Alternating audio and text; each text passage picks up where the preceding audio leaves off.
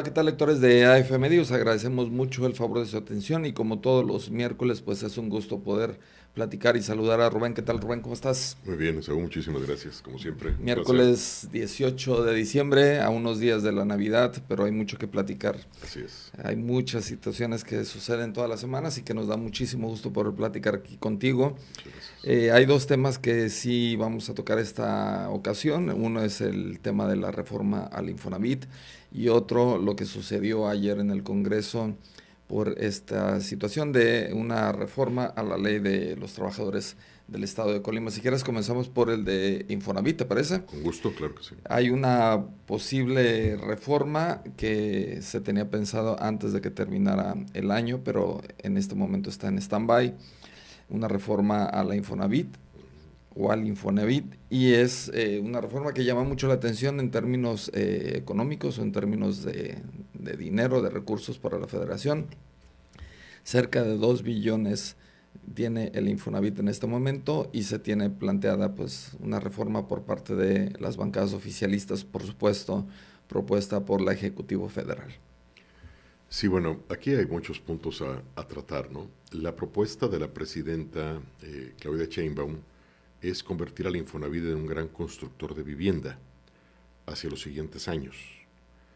Y bueno, el Infonavit es un fondo de apoyo a la vivienda, es un fondo para la construcción de vivienda, pero no es como tal un constructor de vivienda. Creo que en alguna época lo hizo, pero no creo que sea el modelo idóneo para el desarrollo nacional, porque la construcción de vivienda es un tema complejo y es un tema que normalmente lo que hace el Infonavit es como una instancia reguladora Regulador, exacto. que genera el entorno financiero propicio para la construcción y constructores privados son los que se encargan bajo la supervisión normativa del Infonavit. El hecho de que el Infonavit se dedique directamente a la construcción de vivienda, bueno, ya es un tema controvertido. Sobre todo esto ha despertado mucha suspicacia por el gran monto de recursos que tiene acumulado el Infonavit, que son alrededor de 2 2 billones. billones, ¿no? Billones con B, que vienen siendo 2.000 millones. 2.000 millones Más de o menos, pesos. más o menos. Vaya, es un monto muy alto. Y esto ha despertado muchas sospechas en el entorno crítico a la 4T, al gobierno de la 4T, en el sentido de que, bueno, ya se acabaron el fondo de estabilización, ya se acabaron muchos recursos, ha habido un despilfarro de recursos en obras como el Tren Maya, Dos Bocas, etcétera, y ahora van por los ahorros de los trabajadores, ¿no? Bueno, ese es el entorno general de discusión que hay. Lo práctico, lo evidente fue que se intentó una reforma, primero por el Senado, pasó a la Cámara de Diputados, ahí se detuvo, todavía no se sabe si se va a discutir pronto, ¿no? Por lo pronto se anunció que no iba a haber un periodo extraordinario para la reforma como tal, en el sentido de que se modificaba la integración de los órganos directivos del Infonavit, los que toman las decisiones, y en lugar de haber una representación paritaria, en este caso tripartita, entre patrones, trabajadores y pues, sindicatos Y empleados. y el gobierno, Y el gobierno con Infonavit. y el gobierno ahora con esta reforma o propuesta de reforma, que apenas acaba de pasar la primera etapa, el gobierno tendría una mayoría para la toma de decisiones y eso implicaría poder disponer de esos 2 billones para sus fines específicos gubernamentales, que en este caso sería la construcción de vivienda. Esto ha desatado un gran debate. Sí, claro. A nivel nacional, bueno, ya las cámaras empresariales, en este caso Coparmex, algunas como Canirac también, incluso algunos sindicatos ya con presencia en el estado, por ejemplo, la CROC, la CTM, incluso algunas otras organizaciones sindicales se han manifestado en contra de esta posible medida. Y hay que decirlo, bueno, nadie está en contra de esta posición o esta propuesta del gobierno federal de que se construyan 1 millón de viviendas. Nadie puede estar en contra de esto, ¿no? Lo que sí llamó la atención, sobre todo para los gremios sindicales, pues es que como está la ley en este momento, era imposible que el gobierno, por medio del Infonavit, pueda disponer de estos recursos que por sí, hay que decirlo, son recursos de los trabajadores, son recursos de sus ahorros para vivienda. No son del gobierno, no no forman parte de una figura tributaria, no tienen ninguna posibilidad de que el gobierno pueda decir que son de ellos. Con esta reforma que se plantea y lo que se ha ventilado de la reforma es que el gobierno va a poder hacer uso, si lo decide, que es muy probable, si es que lo aprueba, pues es muy probable que pueda hacer uso de esos 2.000 millones o esos 2 billones de pesos que están en este momento en el fondo del Infonavit. Y la otra, lo que mencionabas, esta figura tripartita para vigilar el uso de estos recursos, correspondían 3, son 9, correspondían 3 al gobierno por medio del Infonavit, 3 por los patrones y 3 por los trabajadores.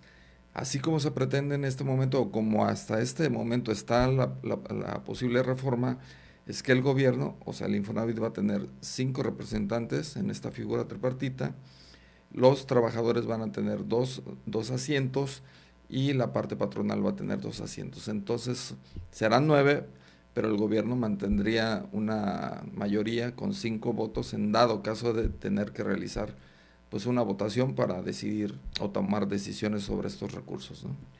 Bueno, hay que ver con claridad que esto genera muchas sospechas.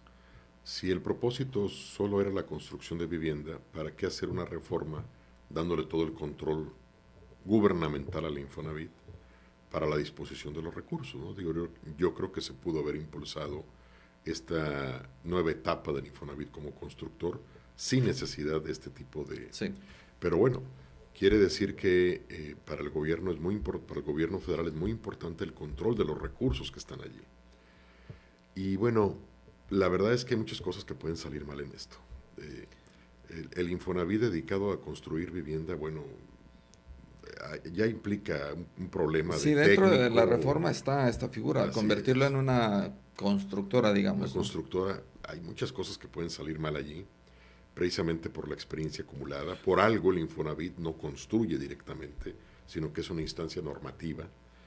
Aún siendo una instancia normativa, se han dado muchos casos de colonias del Infonavit que tienen hacinamiento, con muchísima afectación muchos estructural problemas, mal uso del espacio público, casas muy pequeñas donde se dan fenómenos sociales de marginal. Los espacios de vivienda son fundamentales porque una vivienda con estrechos márgenes de vivienda genera repercusiones mentales importantes en el desarrollo de adolescentes, etcétera. Y bueno, lo hemos visto, ¿no? Las colonias del Infonavit se han convertido con los años en colonias donde prolifera la delincuencia, el tráfico de drogas, la desunión familiar, vaya, muchas cosas, muchos problemas que no tengo algún estudio a la mano, pero intuitivamente me indica que tienen un porcentaje mayor que otras colonias que tienen otro tipo de espacios o de configuración de espacios. Meterse de constructor, vaya, es otro problema.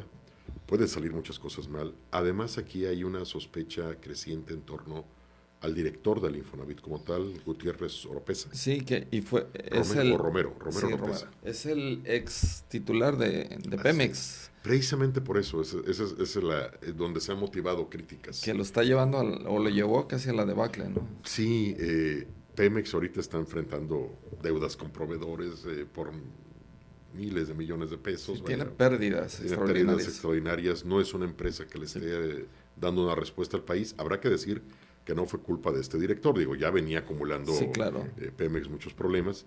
Pero se le ha criticado que su gran virtud es que es un gran aliado político muy cercano de Andrés Manuel López Obrador. Él es tabasqueño también.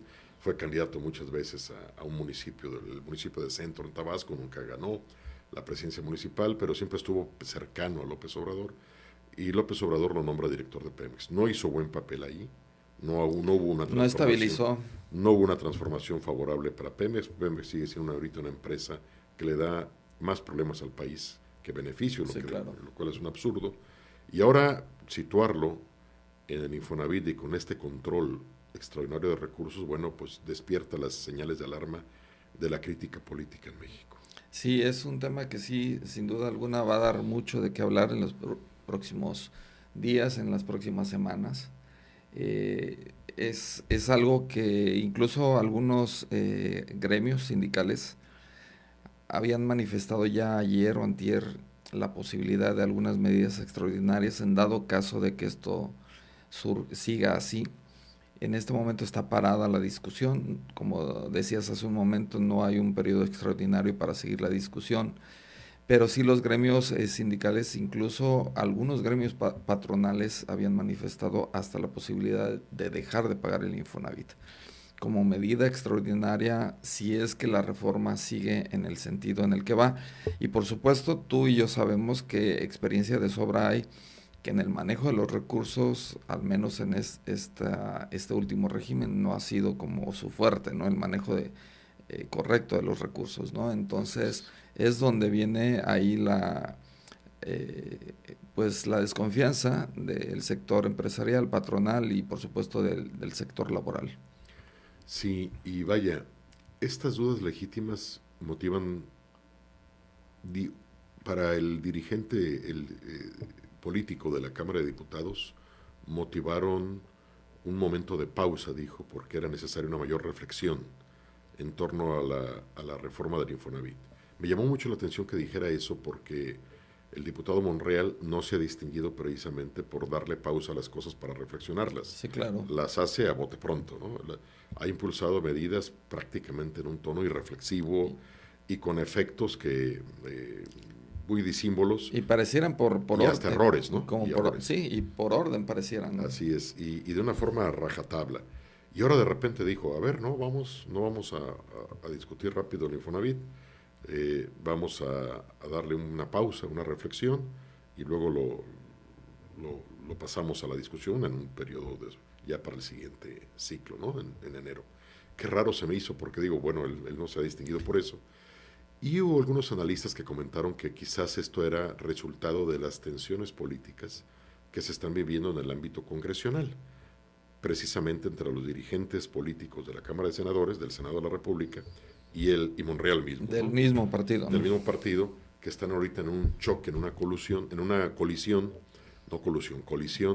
y que se han lanzado acusaciones muy serias, muy difíciles. Sobre todo a Dan Augusto, a Monreal. ¿no? Sí, de corrupción, bueno, él fue líder del Senado. De contratos a favor, millonarios, unos elevadores que nunca funcionaron.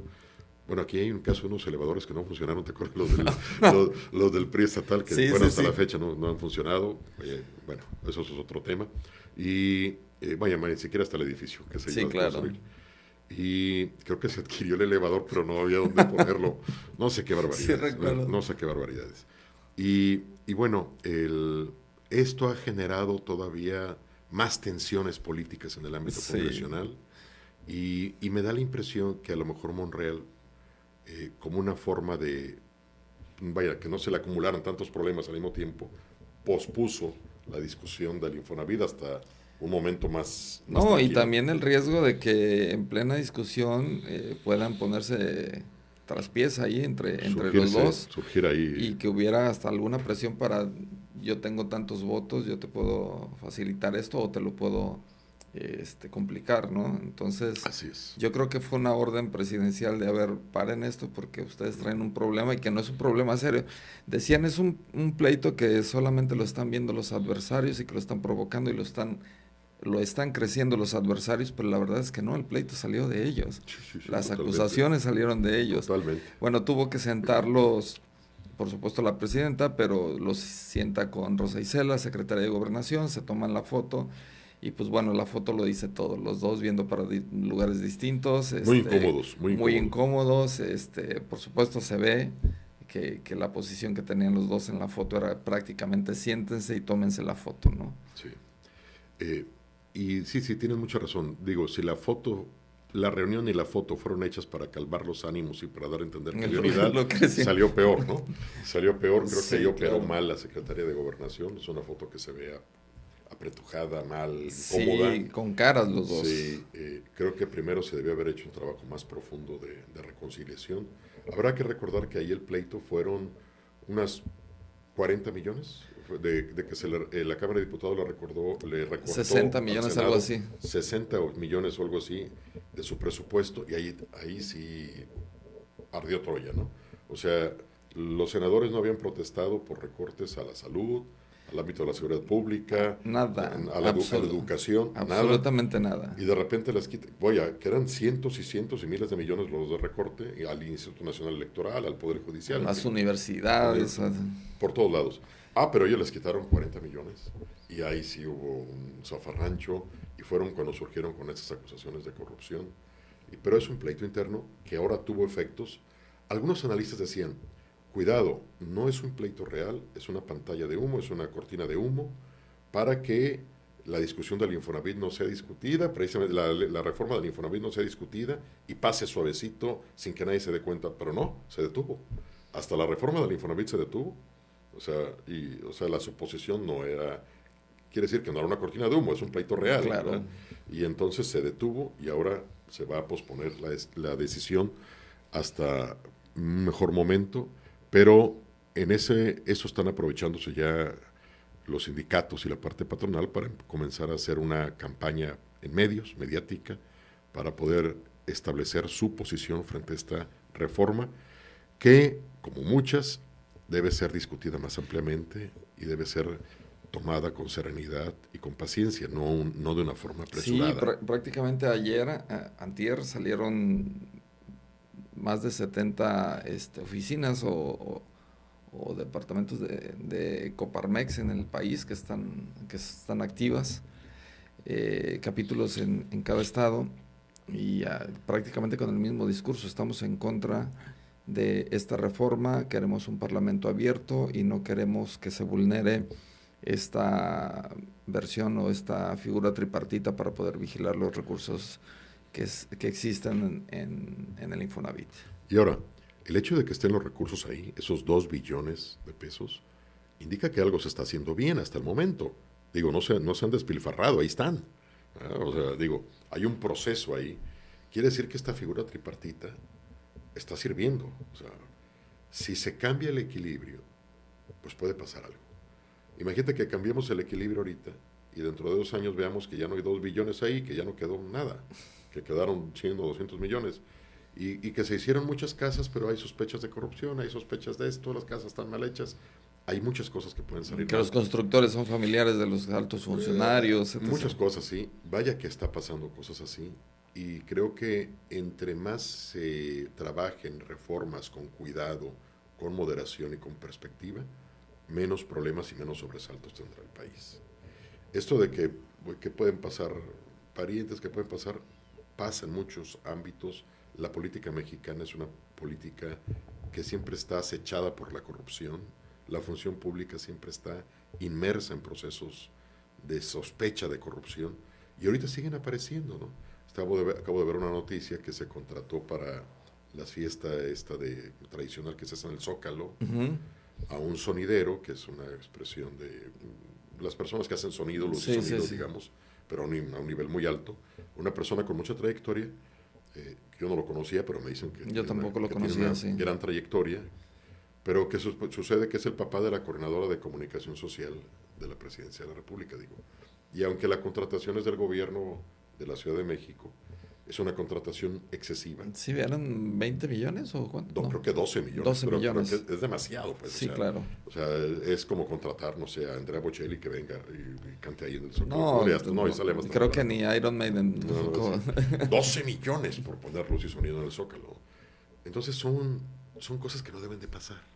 Son cosas que en la función pública, aunque sea estrictamente legal algo, como en este caso lo es, digo, es un gobierno de la Ciudad de México, es autónomo, contrato a un sonidero, bueno, está bien, pero eso de que es el papá de la coordinadora de comunicación social de la presidenta, eso no debe pasar. Deben evitarse esas sospechas, porque son demasiado a la vista, pues. Sí, claro. Tiene que ser, la política y la función pública tienen que tejerse fino, no burdo.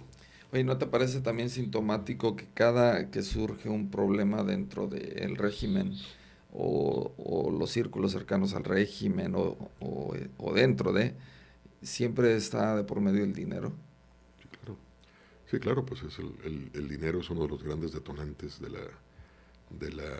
la confusión entre los seres humanos y entre las instituciones y entre la clase política, ¿no?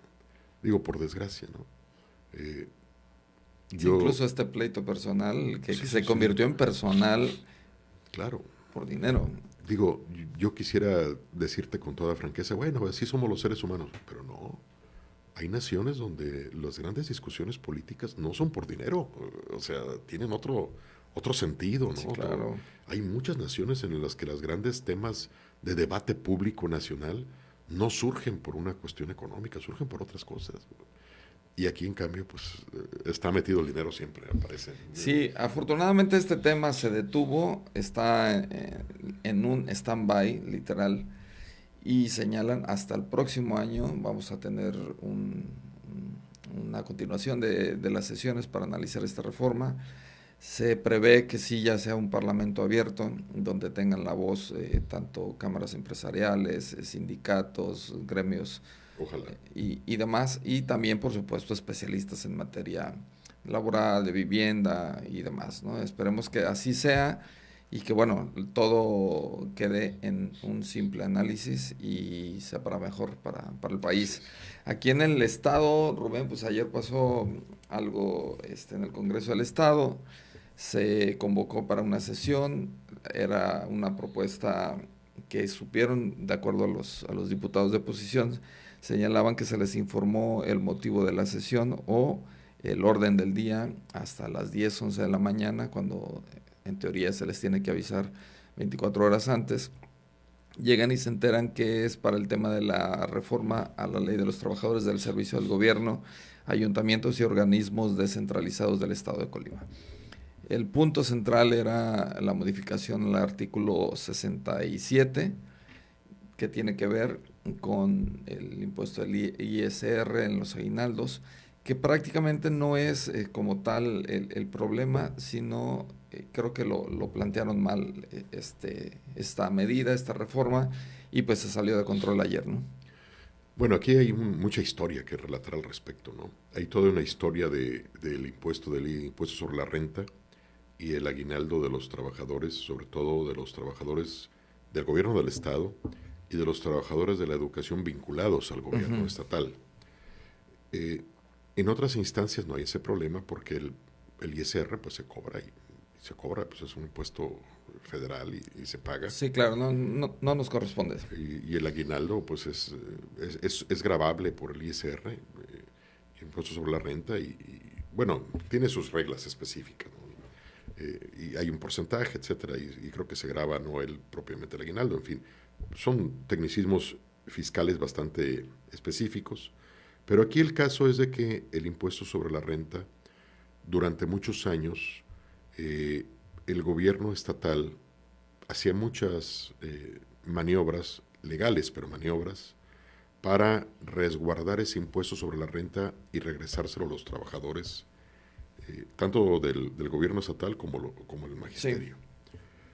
Ahora, bueno, desde hace algunos años tengo entendido que ya no desde el gobierno anterior, Sí, desde con Nacho, desde el 2017 hasta la fecha ya no se les regresaba. ya no se les regresaba, fueron momentos de crisis financiera del gobierno estatal, pero el caso es que no se les regresaba y eso tenía bastantes preocupados y molestos a los trabajadores de la educación estatales como a los trabajadores del gobierno estatal.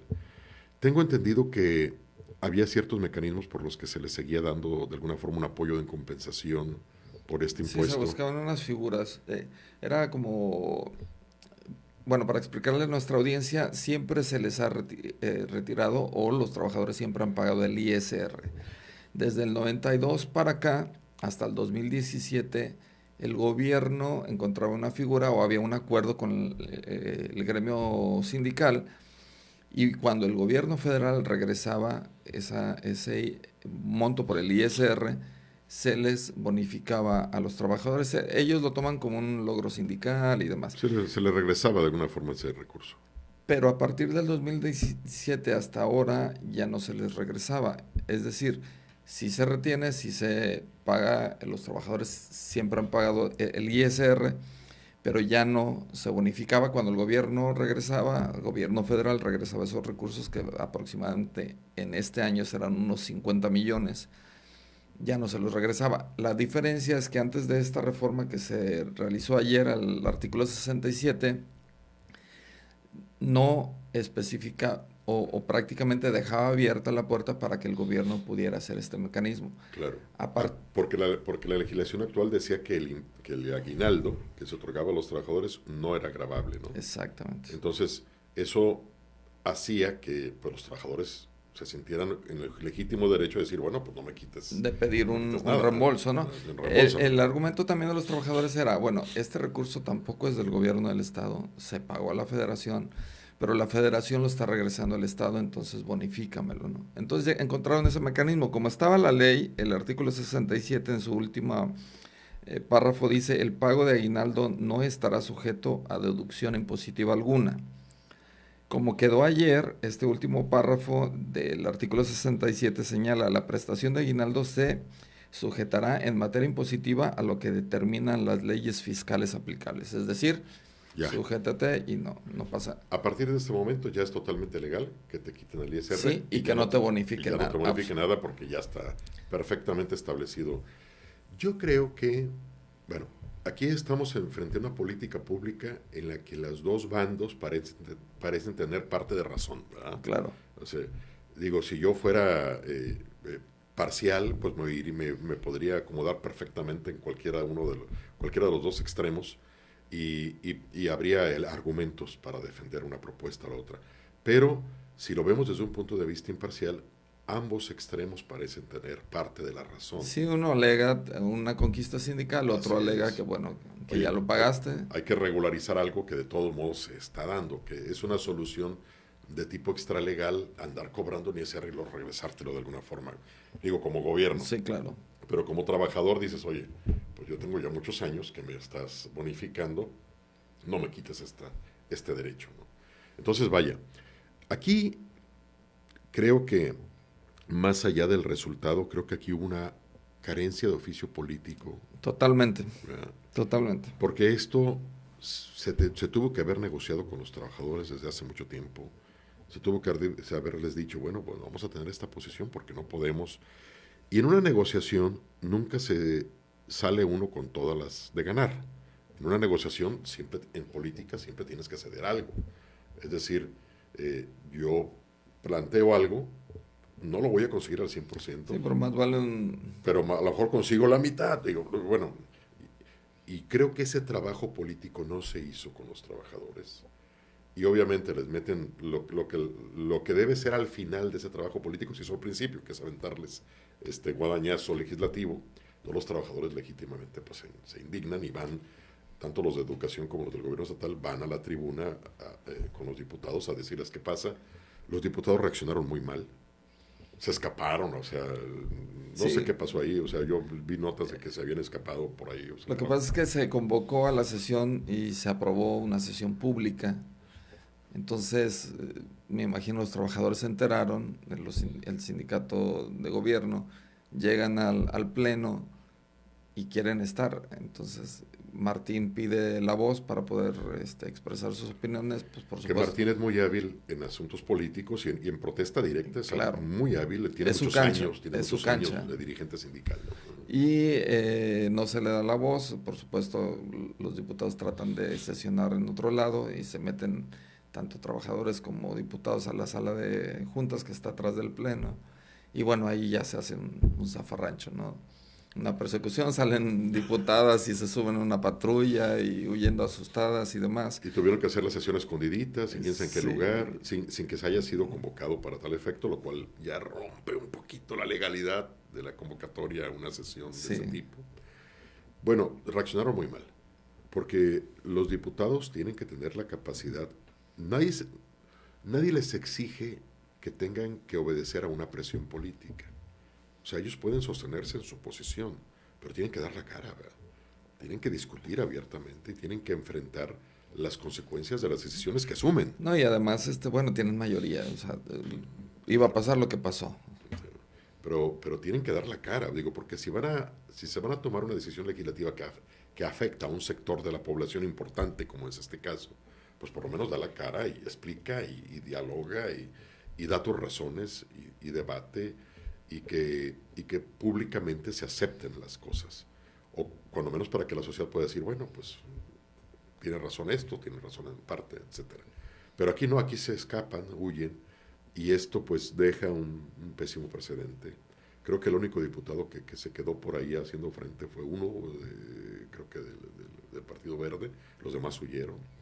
Y esto pues habla muy mal del Poder Legislativo. Un Poder Legislativo es una caja de resonancia, esa es la clásica definición de los dilemas, de los problemas y de los grandes debates de una entidad, en este caso un Congreso local. Y el hecho de que te escapes quiere decir que el diapasón político no suena, ¿no? O sea, está alejado. Y esto es un fracaso legislativo. Pues, y ahora se aprobó la reforma en lo escondite, en lo oscurito. En lo virtual, digamos, ahora, ¿no? Y de una forma así impresionantemente rápida apareció publicada ya en el diario. Sí, el decreto en el diario oficial, el diario oficial del estado de Colima, ¿no? Entonces, en menos de 24 horas. ¿No? Sí, muy rápido. Después de la huida y del zafarrancho, el pequeño zafarrancho, la persecución, bueno, pues aparece publicada. Y esto es si bien a lo mejor alguien podrá decir esto es una victoria política del gobierno estatal, creo que es una derrota política de los diputados, que sí. no hicieron un trabajo adecuado y que van a dejar al sindicato del gobierno estatal, al sindicato más importante y al sindicato de maestros, los van a dejar bastante molestos, muy enojados. ¿No? Sobre todo y todavía con algunas deudas, por ejemplo, del IPECOL, ¿no? Entonces... Muy enojados, bastante molestos, y esto va a complicar el ambiente político. Insisto, la política para esto es para resolver este tipo de problemas. Nunca se van a resolver para que queden tersos y maravillosos y la gente se vaya palmeándose la espalda. Es la negociación, ¿no? Bueno, pues, pero las negociaciones así son difíciles y la política está hecha para resolver conflictos. Aquí no hubo política, hubo otra cosa. Sí, lamentablemente, bueno, pero finalmente ya se aprobó, así quedó. Tengo entendido son 13,000 y algo de trabajadores los que ya no van en teoría o legalmente ya no tendrán esa bonificación del ISR, que el monto asciende más o menos a unos 50 millones de pesos. Que son bastantes. Que esos ya los tiene el gobierno federal y por supuesto que, como ha sucedido en otros años, se los bonifica el gobierno del estado y tendrá el estado 50 millones de pesos. Ahora, también hay que ver la otra parte, ¿no? Ahorita hablamos desde la perspectiva de los trabajadores, pero también hay que ver que para el gobierno estatal me da la impresión que esos 50 millones son bastante útiles. Son aire. Bastante útiles. Muchas veces los gobiernos municipales, el gobierno estatal a veces dan canonjías, prebendas, beneficios que no tienen, ¿verdad?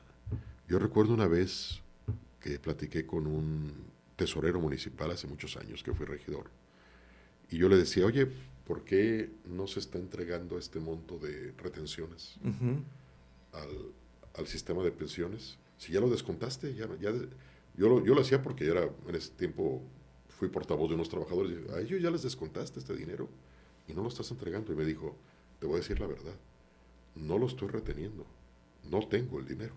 Sí, claro. O sea, a veces el dinero es virtual en las instituciones públicas, en este caso las del sí, Estado. Solo en el papel, en el presupuesto. Sí, en el papel yo te estoy descontando 1,000 pesos, tú ganas 10,000 y te estoy descontando 1,000 pesos, pero en realidad no los tengo. O sea, no tengo aquí una bolsita con los 10,000 pesos, te doy 9 y me quedo con 1,000. No los tengo. Virtualmente te los estoy reteniendo, pero en realidad no los tengo aquí. Y de todos modos tengo que entregarlos, pero no sé cómo entregarlos. Y eso me abrió mucho, me despejó mucho a mí la cabeza de los dilemas que enfrentan las administraciones locales en materia financiera. A veces el ciudadano supone que en el Estado hay un arca como el de Rico McPato, sí, claro. dinero ahí, y no hay dinero a veces. Y a veces esta retención del ISR, Dios, pues a veces el gobierno hacía malabar y medio para regresársela a los trabajadores, cuando en realidad a veces era virtual. Digo, no estoy del lado gubernamental, simplemente estoy haciendo una reflexión de que muchas cosas a veces son más complicadas de lo que parece a simple vista. Sí, platicaba con una fuente hoy y me decía, bueno, es que esos 50 millones de pesos, si no ingresan, pues se tendrían que eliminar o descontar algún recurso para diferentes programas sociales o programas de gobierno y que estos recursos pues sí serían aplicados. Eso es lo que me decía esta fuente que me pidió guardar su nombre. Pero señalaba eso, que prácticamente esos 50 millones se tendrían detenerse, pues tendrían que aplicarse directamente en ciertos rubros que ya tienen presupuestados, ¿no? 50 millones para un gobierno estatal, digo, parece poquito, pero es mucho dinero. Y muy, muy significativo. Por eso insisto, Saúl, lo que dije al principio, podemos estar desde un punto de vista y habrá argumentos de sobra para estar a de favor. los dos, ¿no? Y del otro lado, pues también hay argumentos. O sea, son de esas políticas públicas complejas y por eso se exigía y se debió haber hecho mucha política para equilibrar esos intereses en contraposición, ¿verdad? Pues ojalá todo se calme, todo esté tranquilo. Como dice la presidenta, ya viene la Navidad, entonces esperemos que... Se calmen un poco los ánimos, pero vaya, hay molestia ahorita. Hay molestia, Hay y molestia. se percibe, ¿eh? Hay molestia y eso puede generar muchos efectos en la vida política estatal. Sí, pues te agradezco mucho, Rubén. Muchas gracias. Como siempre, un placer Gracias. poder platicar Igualmente. contigo aquí Gracias. en Focus. Y por supuesto agradecemos mucho el favor de su atención, que nos haya acompañado por 36 minutos y lo esperamos el próximo miércoles a las 8 de la noche en Focus. Hasta luego.